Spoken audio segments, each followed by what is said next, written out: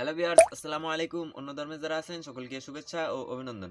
তো ভিউয়ার্স, আজকে আপনাদের দেখাবো ফেসবুকে কিভাবে স্টাইলিশ নাম দেন। আপনার প্রোফাইলে যখন অন্যরা ঢুকবে তখন দেখবে আপনার প্রোফাইল দেখে অবাক হয়ে যাবে যে কি সুন্দর নাম বা কি সুন্দর স্টাইলে নাম লিখছেন। আপনি যেটাই লিখতে চান আপনার প্রোফাইলের নাম, সো সেটা যদি একটা স্টাইলিশের নাম দেন তাহলে কিন্তু খুবই সুন্দর দেখা যাবে।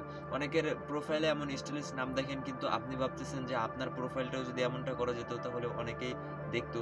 সো আজকের ভিডিওটা শেষ পর্যন্ত দেখেন, আপনাদের শিখিয়ে দেবো কিভাবে একটা স্টাইলিশ নাম আপনি ফেসবুক প্রোফাইলে দিবেন। সো ভিউয়ার্স, আমরা চলে এলাম স্ক্রিনে। সো স্ক্রিনে আসার পরে আপনাদের যে প্রথমে যে কাজটা করতে হবে সেটা হলো, যদি আপনারা ফেসবুক লাইট ইউজ করেন তাহলে তো ভালো, আর যদি ফেসবুক লাইট ইউজ না করে থাকেন তাহলে অবশ্যই আপনারা প্লে স্টোরে যেয়ে ফেসবুক লাইটটা ইনস্টল করবেন। কেননা আপনারা কিন্তু এই ফেসবুক দিয়ে আপনারা কখনোই নাম চেঞ্জ করতে পারবেন না, ফেসবুক লাইটটা প্রয়োজন হবে। সো আপনারা ফেসবুক লাইটটা ইনস্টল করে আপনারা আপনাদের আইডিটা লগ ইন করে নেবেন।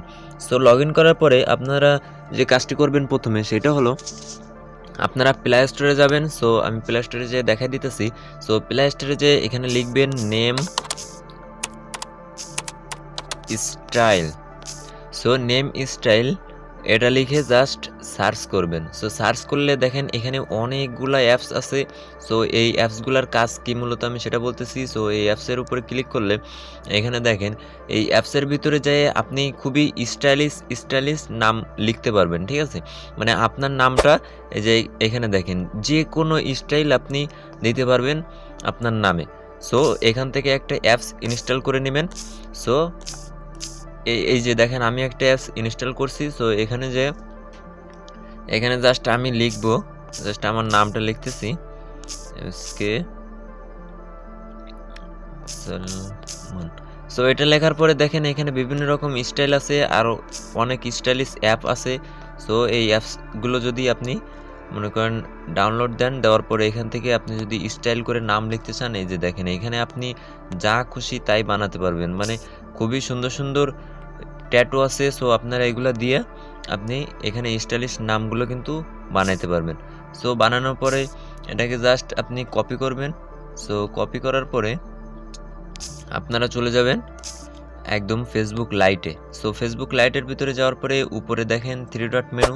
সো 3 ডট মেনুতে ক্লিক করবেন। সো ক্লিক করার পরে একদম নিচের দিকে যে এখানে সেটিংস, সো এই যে সেটিংস, সো সেটিংসের উপর ক্লিক করবেন। এখানে দেখেন personal and account information. So এটাতে ক্লিক করতে হবে।